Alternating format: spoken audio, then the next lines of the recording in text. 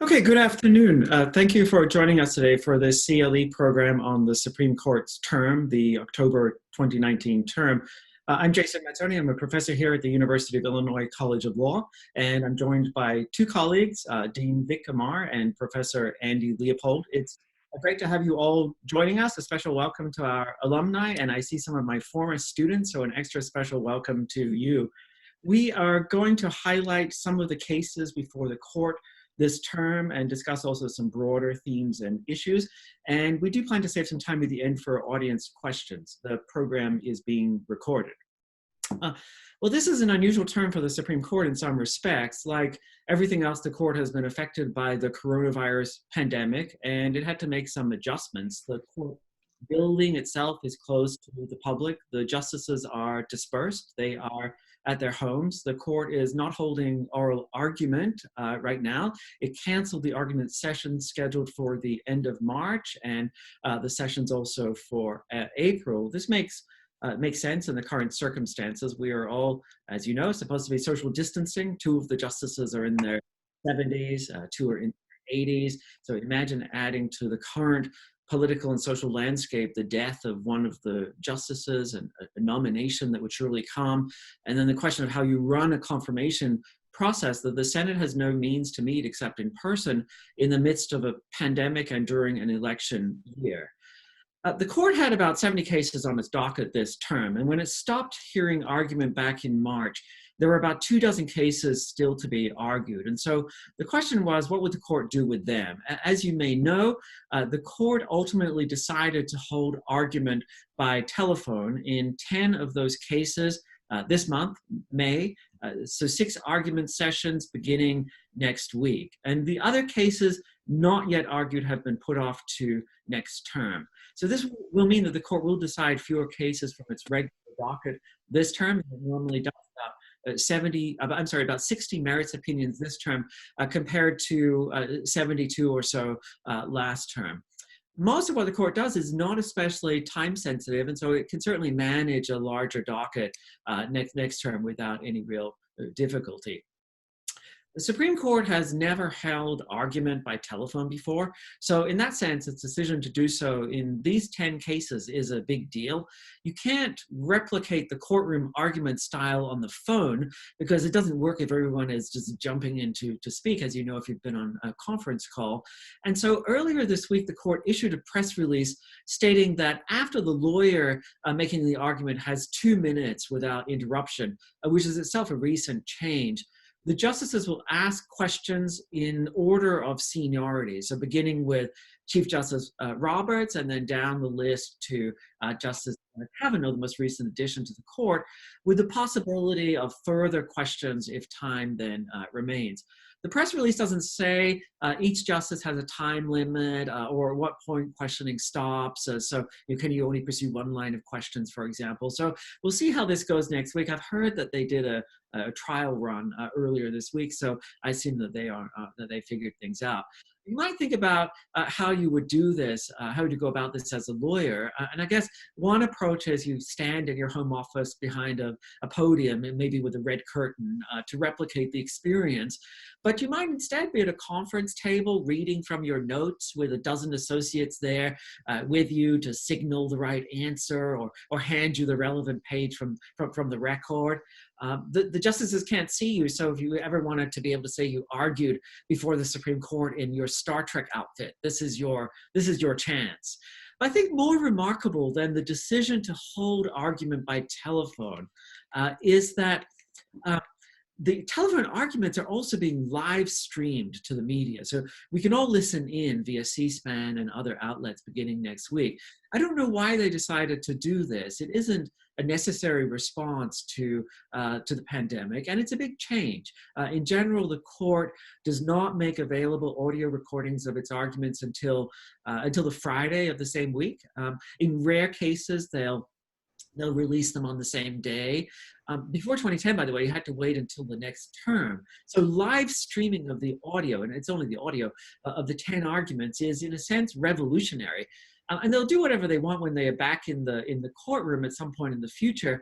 But I don't know what the justification will be for not live streaming all arguments in the future. Cameras are different, and there are independent concerns about cameras, but audio live streaming might, after this experience, stick around, or there would be at least a good argument for doing so. Well, with that, then let me turn to mention a couple of cases that I wanted to flag. One decided, one not yet argued, and then mention some broader themes from this term's docket. The first case I want to mention came down on Tuesday of this week. It's called New York State Rifle and Pistol Association versus City of New York.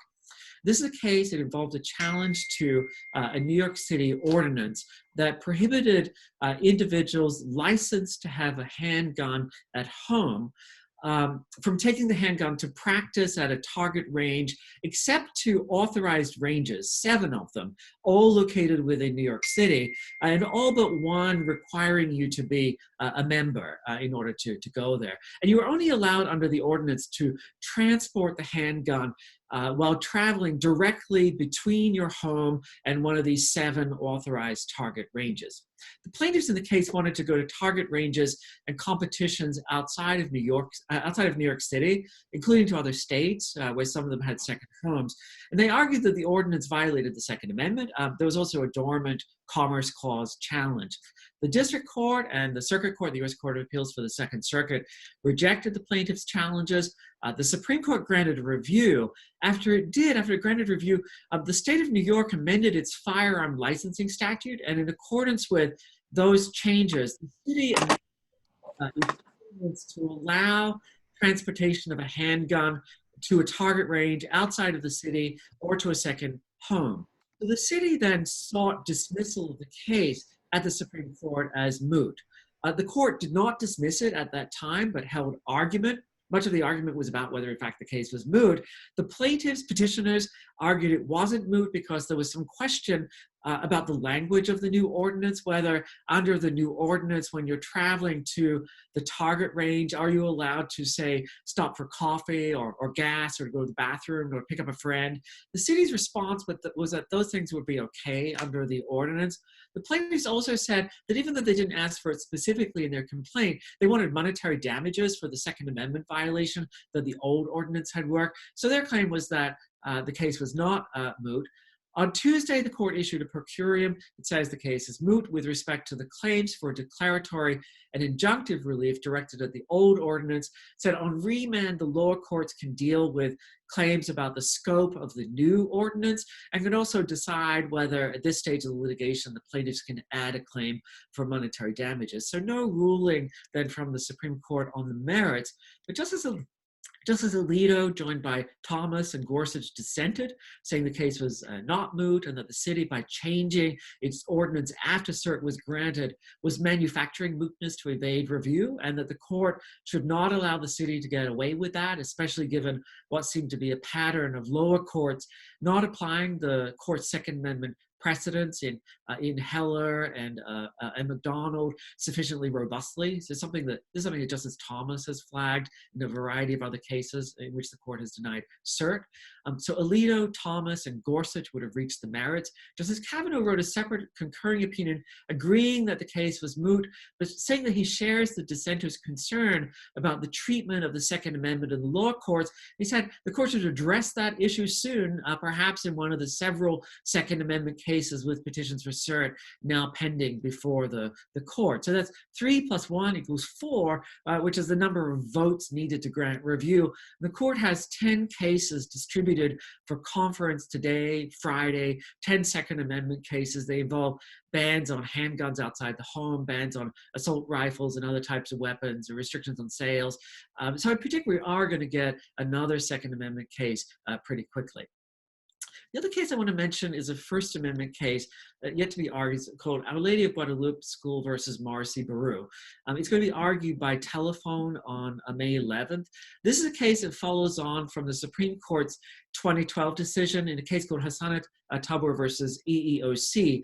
That case held that the free exercise and establishment clauses of the First Amendment bar courts from hearing employment discrimination cases brought by ministers against their religious employers. So there's a ministerial exception to employment discrimination laws under the First Amendment. A big question after Hosanna Tubber was who counts as a minister? Because religious organizations, as you know, employ lots of people, from the priest to the the mailroom clerk and other staff members. Hosanna Tubber said there's no set formula for deciding if somebody is a ministerial employee. It identified 4 considerations and look at the totality of the circumstances. The lower courts have tended to focus heavily on one of the 4 factors that the court had identified, whether the employee performs important religious functions.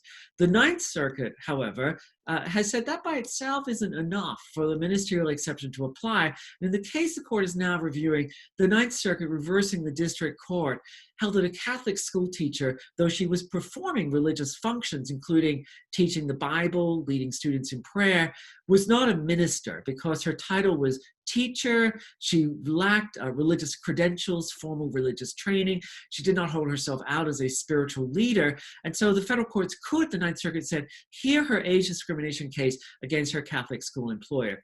This is a case that will have broad impact. There are thousands of Catholic schools, a couple hundred Catholic universities, schools run by other religious denominations with teachers, religious employers operating hospitals and in other fields as well.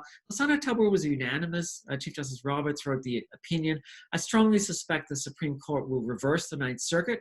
The open question is how broadly the majority will go, and that's going to determine how many justices beyond 5 are on board. This case, I think, will be a piece of the puzzle that ultimately will lead to the court overruling a case called Employment Division versus Smith. It's a 1990 decision with majority opinion by Justice Scalia, a dissent by our dean's former boss, Justice Blackmun, holding that the First Amendment does not require an exception to the application of neutral, generally applicable laws that incidentally burden religious exercise. I think the court is moving towards getting rid of Smith. So those are 2 cases. Those are some larger themes this term that I want to flag just quickly. One is precedent and stare decisis. And Andy and Vic are both going to say something about that. But there's a lot of activity about when the court should follow its prior rulings and even what counts as a prior ruling, and quite different approaches among the justices on these issues. The second theme that we've seen this term is incorporation of the Bill of Rights. And the justices are still arguing about what incorporation means and how you get there. And then a third large theme is the court's ability to supervise the lower court. So vertical stare decisis. I mentioned the Second Amendment area and some concerns there, but this issue comes up in other cases as well, including in an abortion case out of Louisiana, and in the recent ruling in the Wisconsin election case. Vic's going to say something, I think, about those 2.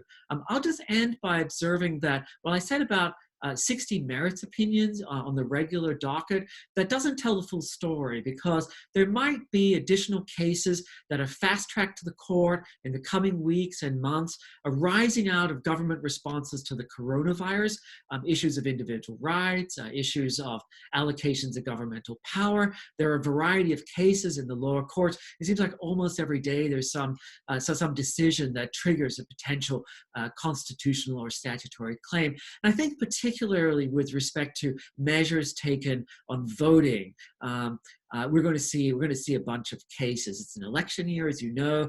Given that voting looks unsafe, adjustments to voting practices are being contemplated and being put in place. And virtually everything the government does in this respect is going to provoke a lawsuit from somebody. And that raises the possibility of the Supreme Court being involved, potentially with little time to decide, but wanting to keep the lower courts at heel. So that set of cases between now and November will, I think, more than make up for the somewhat reduced size of the regular docket this term. And so with that, by way of introduction, I turn it to Andy Leopold.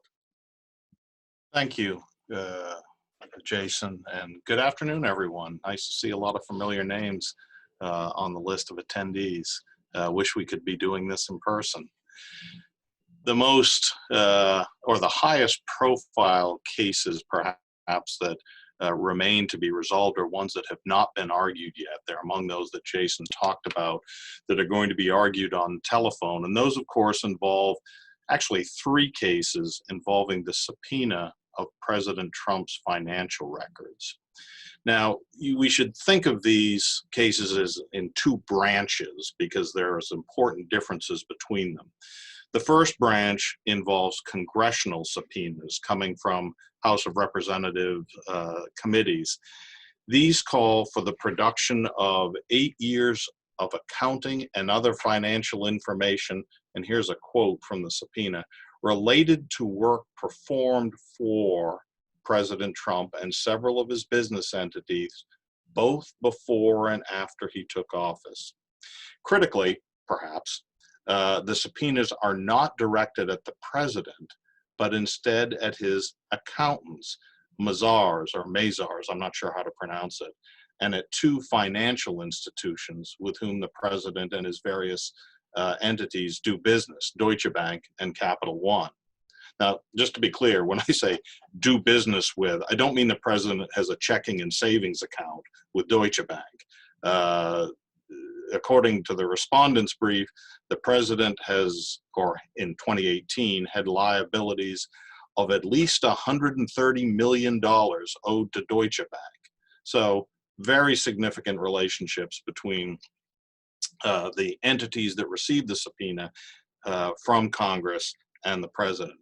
The president, of course, resists the subpoenas, arguing, among other things, that Congress lacked the constitutional and statutory authority to issue subpoenas to third-party custodians for the personal records of the sitting president.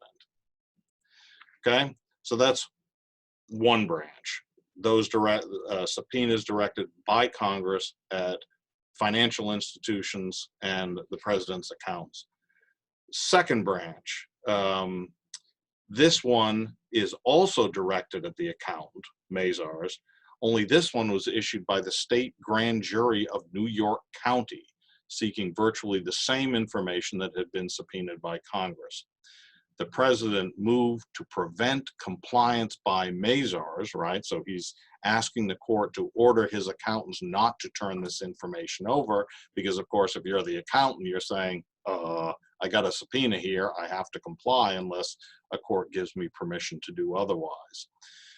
The president's effort was rejected by the Second Circuit. And by the way, the congressional subpoenas, the 2 cases, one came from the Second Circuit and one came from the DC Circuit, giving a total of 3 cases.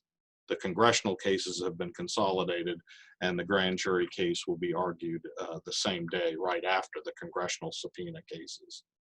Now, there's important similarities and differences among these cases. The biggest similarity, of course, is that it is asking for all the same information, right? The subpoenas are virtually identical. They want information, including the president's financial records, that are in the hands of third parties, right? Second important similarity is that there is no claim being raised that these are privileged from disclosure under either the Fifth Amendment or or executive privilege. Instead, the unifying claim is that the president, because he is the president, cannot, as a matter of constitutional law, be required to provide this information. Now, the important differences, of course, biggest one is who's issuing the subpoena. The House of Representatives committees on the one hand, state grand jury on the other hand. Because of that, there are distinctive arguments raised by President Trump as to why why his accountants and banks and so on should not be required to comply. For the grand jury subpoena, the president says, and I'm simplifying this a little bit, and I apologize, but I think this is the essence of the argument. Because a sitting president, says President Trump's lawyers, a sitting president can't be indicted while in office, that means that he also can't be investigated while he's in office. That claim is made both by the president and to a lesser extent by what seems to me to be an anxious Solicitor General's office. I think they're feeling squeezed a little bit in this case. And they don't take quite that strong a position. You can never, ever investigate the president with a grand jury while he's in office, but they come pretty close. This argument, it seems to me, may depend on a move that the president's lawyers make in their brief where they say, I don't want to say in passing because it's important, but they say summarily, these subpoenas from the grand jury should be treated as having been served on the president himself. Investigating me through my accounts is the same thing as investigating me. In response to the congressional subpoena, the other branch of cases, one of the arguments that the president makes is that you can't do this. Congress lacks the authority to do this unless there is a legislative purpose behind the subpoena. Instead, argues President Trump's lawyers, these subpoenas are issued for a law enforcement purpose, which is the province of the executive branch, not the congressional branch. Okay, so there's the setup. Those are the three cases into two branches based on the source of the subpoena. A couple of points about these. First point, if these cases didn't involve the president, the law would be pretty straightforward. There would be no reason for the court to take these cases. And maybe the law is pretty straightforward anyway, even when it does involve the president. The ability, as I'm sure many of you know, the ability of parties to quash a grand jury subpoena where there's no claim of privileged information is vanishingly small. It virtually never happens. The Supreme Court has repeatedly emphasized the broad scope of grand jury investigative power, and even though this is a state grand jury rather than federal, a point which the president's lawyers find quite significant, I do think it is fair to say that the law heavily, as it currently exists, heavily favors the New York district attorney here. The law on congressional subpoenas is a little bit more complicated, but even here, the notion that the court will step in and say, Congress, you have acted beyond your authority, is difficult, to say the least, in light of existing case law. So if the president is going to prevail in any of these three cases, I think the court is going to need to create a presidential exceptionalism doctrine. I just made that up, but you get the point. And it'll have to be one that is extremely robust because there are really high hurdles for the president to overcome in saying, look, you are interfering when you, state prosecutor or Congress, is nipping at my heels with these subpoenas the whole time. It interferes with my ability to carry out my constitutional obligation to faithfully uphold laws and all this business, to act as president. The problem, particularly for this exceptionalism doctrine, is you got to climb over some pretty big precedent and some relatively recent precedent to do that. The most recent precedent that may be within the memory of many of the people here is Clinton v. Jones, the case involving Paula Jones when she sued President Clinton for sexual harassment. And the question there was, can a civil litigant require the president personally to respond to the demands of civil lawsuits, including a deposition? Or, in light of an argument made by the president, look, you can't do this. Presidents are too busy. We don't have time to deal with every civil litigant out there. The Supreme Court in Jones, of course, said, yeah, civil litigants can require a president to respond to the demands of civil litigation, absent a showing of bad faith, absent a showing that this is just so unbelievably burdensome. And those claims have not been made and certainly haven't been shown in the grand jury or the congressional subpoena cases. So if the court is going to rule in the president's favor, it's going to have to do something, at least in my view, about Jones versus Clinton.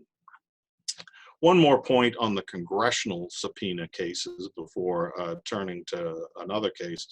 On Monday of this week, the court asked for a briefing on whether the political question doctrine should affect the court's thinking in the congressional subpoena case. The briefs are due shortly before oral argument, and it would be possible, I suppose, for the court to say, we're not going to reach the question about the enforceability of a subpoena by Congress toward the president. You two are co-equal branches of government. Go work it out. Use your words, but go work it out. And the interesting thing about that, though, and so it seems to me that someone at the court is thinking about this a lot and at least wants briefing on the issue, because if the court decides to go that way, they don't want to be subject to the claim that they're just punting here. They want to be able to rely on something that the parties, in this case, might present. The tricky part about that is if they go the political question, that leaves, unless the court says otherwise, that leaves the subpoenas in place. And I do not doubt Congress's willingness to hold the president in contempt for not complying with the congressional subpoenas. And then what are they going to do? Send the sergeant at arms to the White House to arrest him? So the enforceability and the ability to hold a president in contempt and what you do about that may be just over the next hill, even if the court rules on the political goes off on political question grounds in the congressional subpoena case. On the grand jury case, I will be very surprised if the court says, no, the president doesn't have to do this. You can't even investigate the president. That I would rather be on the district attorney's side than on the president's side if I were arguing that case. The only other case I want to mention briefly is Ramos versus Louisiana, a case that was decided on Monday. On the surface, this looks like kind of a straightforward case. The question was, does the Sixth Amendment right to a jury trial in criminal cases include the right to a unanimous verdict? Now, on the one hand, this was not a very pressing question. All but 2 states, and really only one, Oregon, still said that a unanimous jury was not required by the Constitution. The Supreme Court brushed it aside. Louisiana had it, they changed it, and Mr. Ramos had been convicted under a non-unanimous jury, and the Supreme Court said, nope, Sixth Amendment says you have to have a unanimous verdict. So why then did it take 87 pages and 5 opinions to get to this result? And why does the breakdown look like this? Let me see if I can show you briefly. So there's the lineup of authors and opinion. Gorsuch, joined by Ginsburg, Breyer, Sotomayor, and Kavanaugh in part, but not for parts 2B or 4B2 or 5A.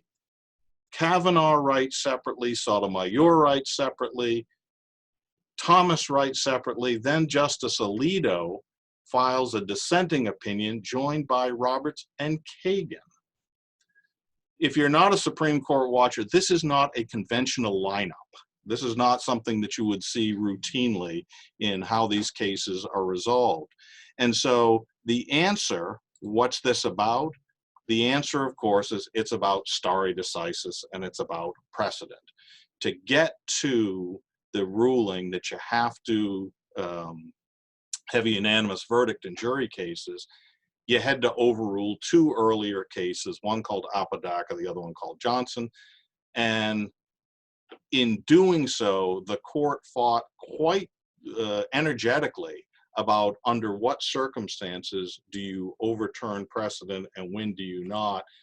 Stated differently, Mr. Ramos could be excused if he sat here watching these arguments flying around and thought, does anyone remember that I'm the party here, that this is about my criminal conviction? So even though Ramos is important, it's important on its own terms, right? Unanimous verdict, back to Jason's point about incorporation and the Sixth Amendment. Even though the court doesn't say much about it, except Justice Alito in dissent, there is a looming issue out there about if unanimous juries are required, are 12-member juries required? Because there's a handful of states that do not require 12-member juries for felonies, and a dozen and a half states that don't require it for misdemeanors, even in circumstances where there'd be a right to a jury in federal court under the Sixth Amendment. So Ramos is important for its own terms, but it's primarily important because of how the justices are staking out positions on stare decisis. And so that seems like a good place to turn it over to our stare decisis guy, Dean Vic Amar. You're up, Vic.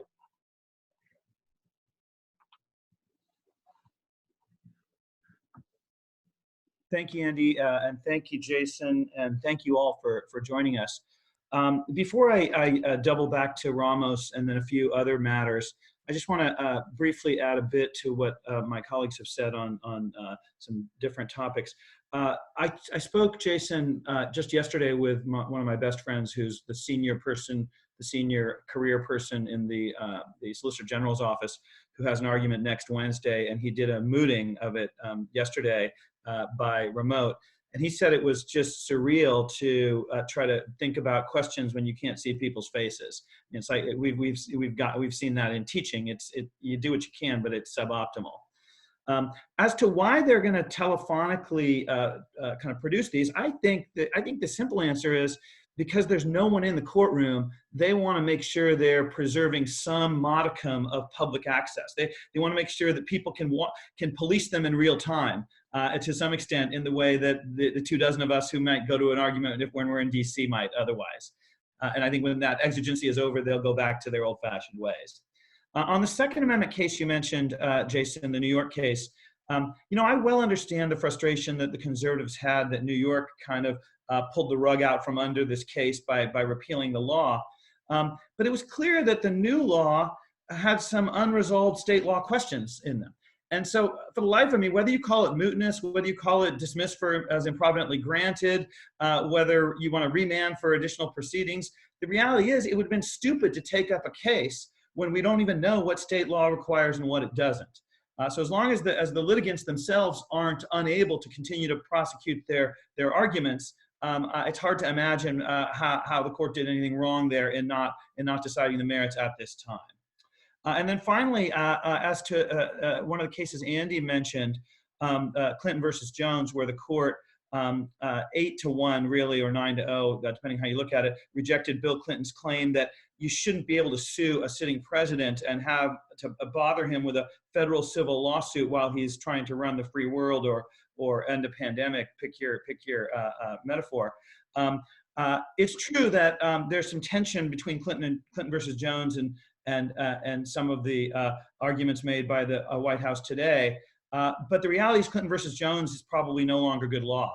In the under-noticed Cheney case involving Vice President Cheney, just 7 years after Clinton versus Jones, the Supreme Court backed way away from Clinton versus Jones and from Morrison versus Wilson, for that matter, pointing out that when the president or vice president are the target of some proceeding, that we have to be very careful because they are, in today's world, they're high profile, and you can't trust district court judges to manage processes in a way that preserves important constitutional values. Let me turn to Ramos for a moment. That's the Louisiana case that says criminal juries have to be unanimous. I think Andy is right. It is largely about stare decisis. When we say it's about stare decisis, what we're really saying is it's about abortion. It's about Roe versus Wade and Casey versus Planned Parenthood and how all that's going to play out. But the court has enough trouble just with incorporation, and that usually fractures the court in a lot of these incorporation cases, because they don't even, incorporation of course is the term we use to describe the application of several of the Bill of Rights provisions against the states that in the first 75 years of the country's existence, 80 years, applied only against the federal government. Then after the Civil War and after the 14th Amendment, the First Amendment, the Fourth Amendment, and other amendments bind state and local governments just as they bind the federal government. Well, the court hasn't even figured out which provision of the 14th Amendment does the incorporation. Most of them still cling to the Due Process Clause, the ever elastic Due Process Clause. Justice Thomas, I think, rightly invokes the Privilege and Immunities Clause. But there's enough to talk about just on the subject of incorporation that could fill 85 pages. Most people in the room today, virtual room, would never remember it. But the incorporation cases in the mid-1900s, in the 40s, 50s, 60s, were the single biggest, most contentious group of cases. Along with one person, one vote, Baker versus Carr, Reynolds versus Sims. Those two lines of cases, rival Brown versus the Board and Roe versus Wade as the most fought over aspects of the Constitution and the criminal procedure revolution, the Miranda, Messiah, et cetera. But incorporation was a major topic, and they still haven't worked out all its details. I actually think Justice Powell in Apodaca, one of the cases that Andy mentioned, where he said, yes, the Sixth Amendment applies against the states, but the unanimity that we see in federal courts isn't imposed on state courts. He actually might have it right, because I'm not sure incorporation has to be as mechanical as a lot of the justices think today that it is. One other side note about Ramos, the claim was in part that states like Louisiana don't like unanimity because they're racist, and they don't want one or two kind of pesky African Americans to hold up a conviction in a case. And there's certainly something to that in 100 years ago when southern states were choosing their jury systems. Ironically, if you require unanimity, as we now do, you make it harder to get rid of peremptory challenges. Because if you're going to require unanimity, that means outliers can hold up results and cause hung juries, which is going to cause people to want to preserve devices like peremptory challenges that enable the lawyers to pick off outliers so that we can actually move ahead and do business and not get hung up all the time. But of course, peremptory challenges are no friend of African Americans or criminal defendants, because when both sides use the same number of absolute peremptory challenges in equal and opposite and race-based ways, and let's be clear, judges can't police race-based peremptories. The only way to get rid of race-based peremptories is to get rid of peremptories. But if you don't get rid of peremptories, and now it's harder because of this, that's not so good for African American representation on juries and also for liberal criminal defendants. All right. I'm going to mention one other stare decisis case since Andy brought up that subject. And there was a case that, like Ramos, was kind of technical. It was a couple of weeks ago called Allen versus Cooper. It involved the 11th Amendment immunity that states enjoy from damage suit. Congress passed a law that said when states violate copyright, they should be subject to damage actions. Problem is, the Supreme Court has also held that states can't be subject to damage actions in federal court without their consent unless Congress validly overrode state sovereign immunity by invoking Section 5 of the 14th Amendment. And the Supreme Court in Allen versus Cooper says, well, past cases make clear that Section 5 power doesn't extend to statutes like this one that try to strip states of their sovereign immunity in intellectual property cases. There was a patent case a handful of years ago called Florida Prepaid that was pretty much on all points. And so the court, invoking stare decisis, says, we'd have to overrule Florida Prepaid to rule in favor of the copyright holder here, and we're not going to do that. Problem is, of course, the 11th Amendment and the state sovereign immunity doctrine more generally is pretty bogus. And the limits on Congress's Section 5 power under the 14th Amendment are kind of made up out of thin cloth in a case called Burney versus Flores. And so the liberal justices ordinarily would want to be getting rid of these past mistakes. And yet the opinion in Allen is written by Justice Kagan and joined by Justice Sotomayor. And so they're embracing this 11th Amendment sovereign immunity, state sovereign immunity ideas, even though they're wrongheaded from the start, and even though they don't really fit into the judicial vision of these liberal justices. Why are they doing that? Because Kagan was able to insert language in this case and get Roberts and Kavanaugh and Alito and Gorsuch to sign on that says to reverse a decision, we demand special justification over and above the belief that the precedent was wrongly decided. So to fix a mistake, you've got to show more than it was a mistake. You've got to show that the doctrine has been unworkable or the factual understandings are different than we embrace today, et cetera, et cetera. This is all language drawn from Casey versus Planned Parenthood to preserve abortion rights. It has not been used by a majority in the Supreme Court since Casey 30 years ago in a constitutional case. It's been used in statutory cases, but statutory stare decisis is very different than constitutional stare decisis because Congress can fix mistakes of statutory interpretation. Now, why is it problematic to say that you need a special reason to fix a past mistake? Because that means even if there's no reliance at all by people, you still can't fix a mistake. So go to the Smith case that Jason mentioned, the free exercise case from 1990 that said that the free exercise clause allows government to enact laws of general applicability without cutting exemptions for individual people who want to practice their religion. Now, if you think that's a mistake, then you should be able to fix that. You shouldn't need a special reason. And you don't really have a special reason for fixing Smith. Personally, I think Smith is actually rightly decided, perhaps. And today's COVID world kind of illustrates that. I don't want judges deciding under the Equal Protection Clause which stay-at-home orders are justified by compelling state interest and which are not when people want to get together in religious gatherings. But if you think Smith is wrong, as my boss, Judge Harry Blackman, did in the day, then you should be able to fix that because there's been no reliance on Smith that should count. Interestingly, in Casey itself, there was reliance. The same people who gave us this language about not being able to fix past mistakes unless there's a special reason also said that a generation of women had grown up in reliance on Roe versus Wade's protections. So you didn't even need to utter this stare decisis overreach language to justify the result in Casey. But in a case like Allen versus Cooper, this 11th Amendment case, there has been no reliance. States can't say, yeah, we've relied on our ability to steal intellectual property from people and not have to pay for it, and so you should protect that reliance. And yet we can't fix that mistake if you have these words.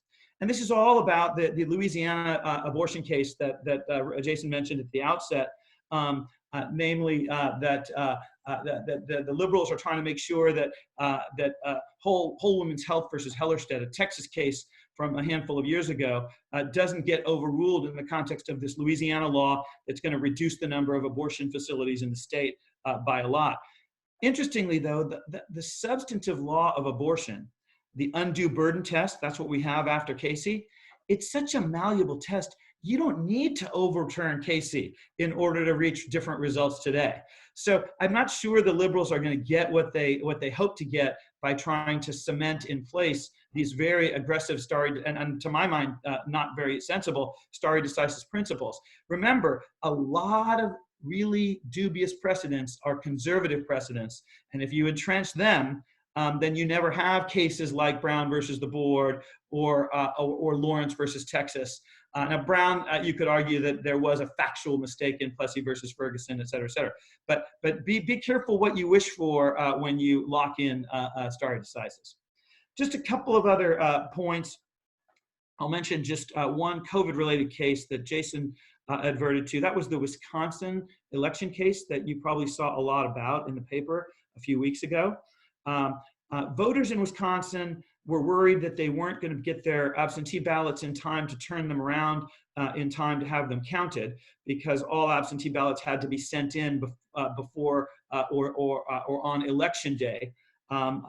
And so they went to a federal judge and said, look, we don't want to vote in person because it's unhealthy. And we may not get our ballots in on time because we didn't really apply for an absentee ballot until relatively late in the game. So give us more time to vote. And the district court said, okay, I'm going to allow you to cast your absentee ballots even after the election day has come and gone. And in the meanwhile, I'm going to enjoin the state election officials from publicizing the tallies of the votes on election day so that no one gets to vote knowing what the provisional outcomes are. Case goes to the Supreme Court, and the Supreme Court undid parts of the district court order, and it got a lot of grief for doing it. But as Jason and I wrote in a column on Justia, the plaintiff's claim on the merits that there was a constitutional violation with Wisconsin enforcing its ordinary timelines was a pretty thin claim. Every year there are people who don't get absentee ballots mailed to them, even though they requested them in time to turn them around and vote and have them counted. It's not remotely clear why this is any different. Now, none of that is to say that Wisconsin acted responsibly in not providing some accommodation. It was shameful. It was outrageous. I think it was just unbelievable that Wisconsin would not accommodate people's health concerns. But states don't accommodate people's other legitimate concerns in voting all the time. Voting should be a holiday.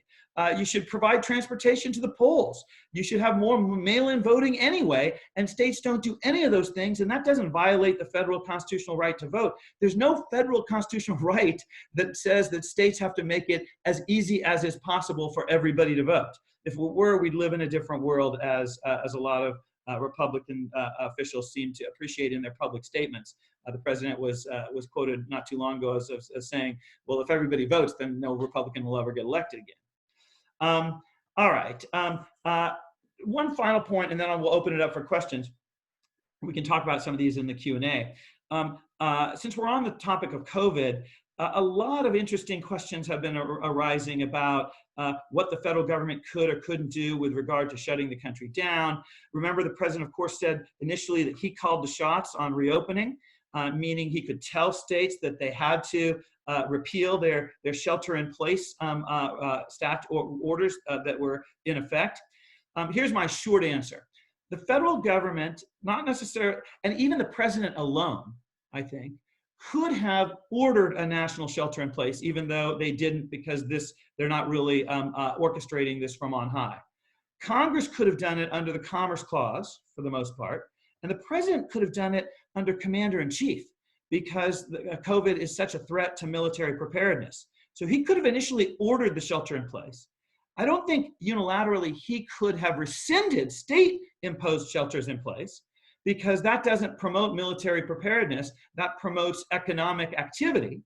Now, Congress could, under the Commerce Clause, tell states you cannot prohibit businesses from operating because that's economic activity that affects the national economy, and under the Commerce Clause, we are saying you have to allow businesses to open up. But I don't know whether Congress could have taken an additional step and say, and you have to allow social gatherings as well, because social gatherings are not economic activity. Final point, and then I'll open it up. President Trump the other day said federal funding for state and local governments might be tied to reform of sanctuary city policies. Very interesting questions about the extent to which the federal government can use its financial heft to force states and cities to do things, putting aside whether the president alone or the federal government as a whole could require those things even in the absence of federal bribery. So Jason, I'll turn it over to you to open it up for Q&A. Great, thank you so much. So we have about 12 minutes left, and happy to field questions. You can either unmute yourself if you have a question and just ask it, or if you want to type in the little box, that's fine too. This is Stan Eisenstein. I have two questions. One in the nature of more gossipy to Dean Vick. Hello, Dean Vick. And two to Professor Leopold. I'm just curious, Dean, when you said that it was Justice Kagan who got that language put in regarding stare decisis, how did you know that? And then I'll just ask question two to Professor Leopold. I remember reading recently that the president and or his surrogates have brought suit against either some media and or the Democratic Committee for commercials that have been running in which the president claims he's been misquoted. How, if at all, it seems to me, does that affect his arguments in the Supreme Court that he's invulnerable to suit when he's at this moment bringing action involving his very conduct that he says has been wrongly considered and wrongly portrayed in the press? Doesn't that undercut his argument if I understand the nature of his recently filed lawsuit? I'll pass. So let me quickly answer the first part. Kagan wrote the opinion. She chose the words because she wrote the opinion. Yeah, and my only question is, you said she got that in for them. That She didn't get that in. She inserted it in. Yeah, okay, fair enough. Andy? On the, doesn't it undermine his position? He would say no, right? He would say, look, what I'm arguing against is the ability of private parties, state district attorneys, up to and including Congress, their ability to interfere with the proper exercise of the executive office of president. And if I'm constantly hounded by these spurious lawsuits and grand jury subpoenas and so on, that interferes with my constitutional duty to perform the duties of the office of president. The fact that he is going out, I'll take the president's position here and say, I would argue for the president that when he goes out and files suits, sort of tweets, attacks the press, whatever it is he's doing, that's in his judgment the best way to carry out the duties of the office, to correct misunderstandings, to correct misstatements. And so I am doing what the people elected me to do. I'm not elected to respond to subpoenas and lawsuits. So I don't know that it's particularly inconsistent. In the Clinton v. Jones case, you may remember that one of the things that was inconsistent with the president's arguments that the burdens of office are too heavy were videos of him out playing golf, saying, well, I guess you got time to do something other than be the leader of the free world. And perhaps President Trump would be susceptible to those kind of criticisms as well. The other thing I might add, Andy, to everything you said, and sort of thinking about Clinton versus Jones, and I agree with Vic that I don't think the court today would look very fondly on that decision, given everything that happened after it came down. But one simple distinction would be between civil cases and criminal cases. So I take it the president's position with respect to the New York Attorney General's subpoena is that there's something unique about a criminal process being geared up against a sitting president. And I suspect the court's going to take that idea seriously. I tend to agree with you that given that this is a kind of generalized investigation, it's a grand jury subpoena, no one's been indicted yet, that this early stage of the process, the court is probably not going to rule that the subpoenas need to be quashed. But I do think that criminal aspect of this is going to count in the president's favor. Question from Steve Beckett. So Steve's question was, how does Chief Justice Roberts prevent the politics attack on the court's handling of the subpoena cases? Will it just look political, Andy, whatever it does? Yes. And give the court some credit on this one. The court put off, as Jason said in the beginning, some oral arguments until the fall. If they had put off the subpoena cases until the fall, even if they were argued on the first Monday in October, they wouldn't have been decided before the next election. So there was an opportunity for the court to avoid this, and they didn't. And not only they didn't, but they didn't and hooked up telephones for the first time in a place that is technologically years behind the rest of the world. They went out and got this one. So I give them some credit for doing their job and taking on the hard one in a time when they really didn't have to. But you can't avoid the politics claim on this, because you either uphold the subpoenas, which means you're siding with those who dislike President Trump. You quash the subpoenas, in which case you're siding with President Trump.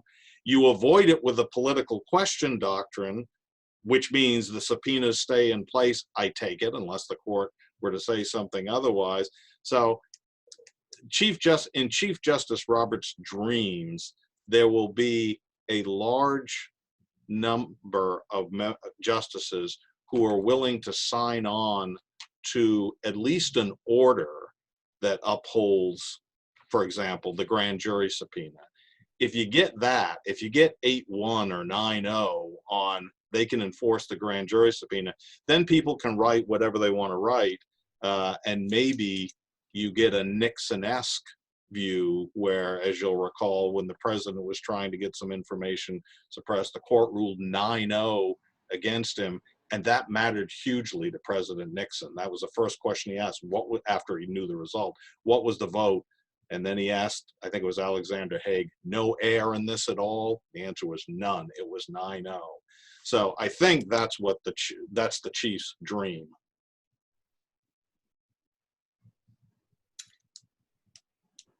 So there are some questions in the text box.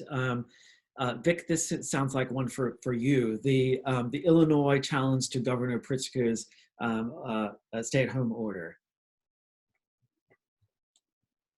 So any thoughts on how the court will rule on you know, this really depends on the Illinois Constitution. If the claim is that the federal Constitution prohibits these stay-at-home orders, I think that's pretty thin because you know, most every constitutional right, the Supreme Court says, is hemmed in by the possibility that there might be a compelling interest needed to overcome that right in certain circumstances.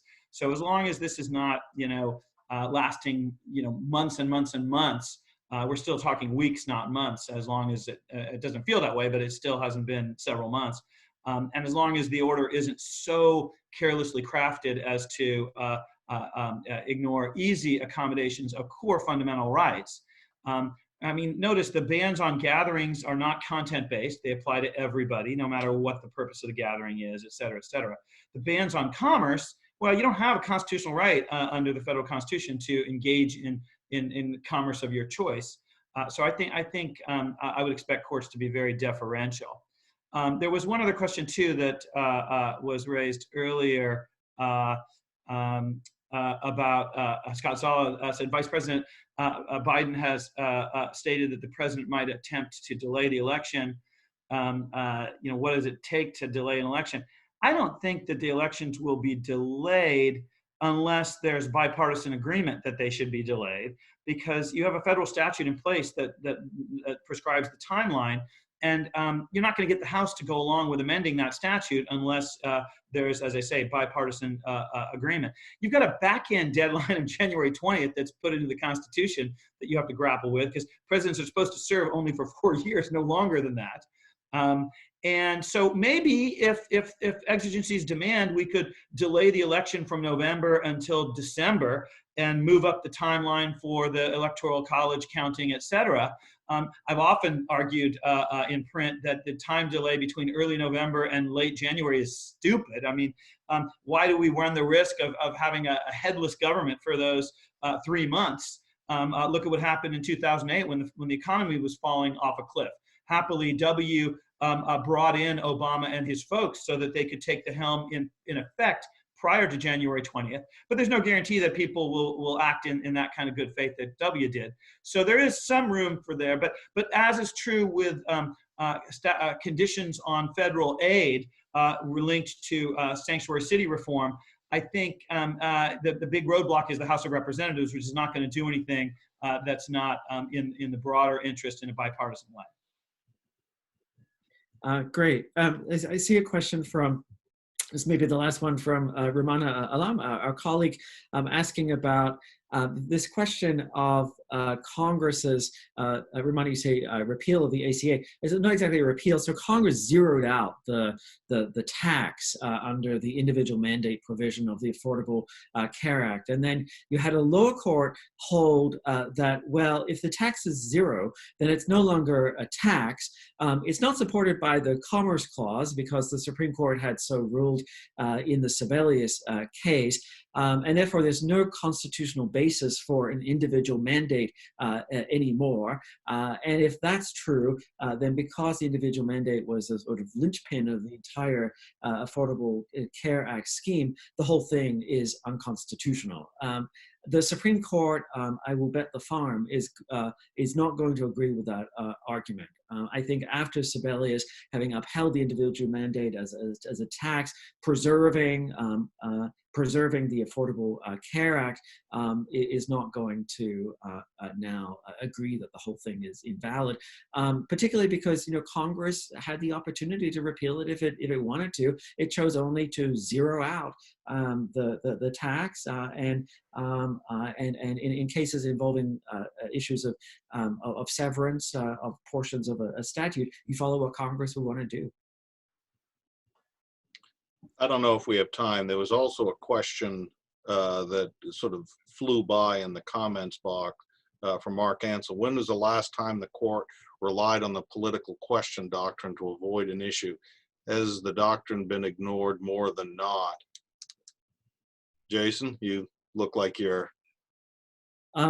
So this court does not tend to invoke the political question doctrine. I think, Vic, you can correct me, the most recent case in which this came up was Zivotofsky, is that right? In which there was an issue of a dispute between Congress and the State Department as to whether, if you were born in Jerusalem, you could have on your US passport, your US citizen, a designation of the country where you're born. So you had people who said, I'm born in Jerusalem, I want it to be designated as Israel as a place of birth, as is true if you're born in other countries outside of the United States and you're a US citizen.